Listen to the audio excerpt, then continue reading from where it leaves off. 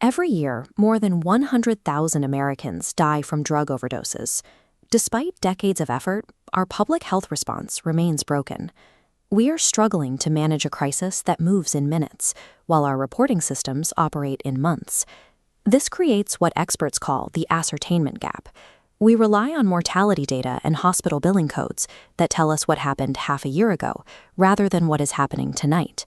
This delay means that by the time authorities detect a lethal new batch of synthetic drugs in a community, the tragedy has already unfolded. To change the outcome, we must shift from a reactive to a predictive model.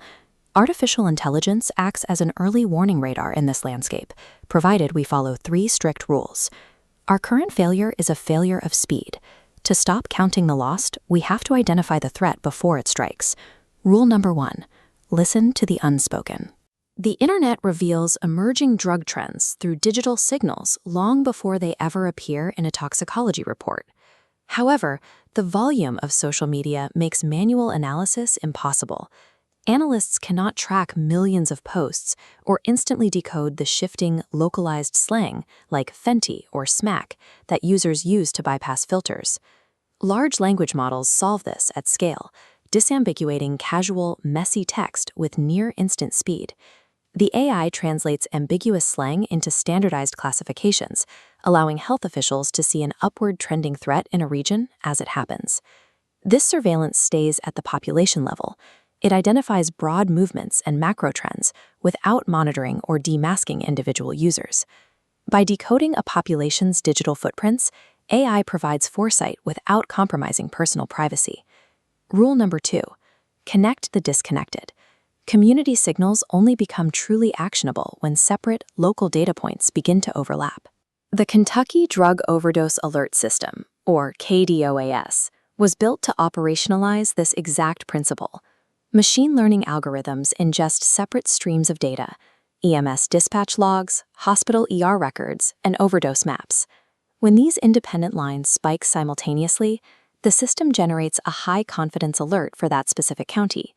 This alert triggers the immediate deployment of mobile outreach teams and first responders to the exact neighborhood identified by the model. Data silos cost lives. Fused intelligence directs life-saving resources to a crisis point hours before fatalities peak. Rule number 3: intervene with precision. When a crisis reaches the level of the individual, AI acts as the final safety net. In clinical settings, electronic health record models scan patient histories in real time. They look for specific medical patterns that flag individuals at the highest risk for future overdose. The ultimate rule is that technology requires a human lifeboat. Predicting a life-threatening event is the first step, but the actual rescue depends on the capacity of our health systems to act. Implementation is constrained by strict federal privacy laws. Under 42 CFR Part 2, substance use data requires protections that exceed standard HIPAA requirements, forcing AI systems to operate within a fragmented data landscape. We must also account for the cost of algorithmic error. In this field, a false positive can lead to catastrophic stigma, loss of employment, or criminal justice involvement. The most significant physical hurdle is the treatment capacity mismatch. Identifying a high-risk patient achieves nothing if the local clinic has a month-long waitlist. The AI is only as effective as the available bed space. Machine learning functions as a predictive lens. It provides the clarity we need to see where intervention is most urgent. AI grants us the foresight to see where the pain is happening and buys us the time to get there. But the final act of recovery belongs to us. We have to be there to extend a hand and provide the care.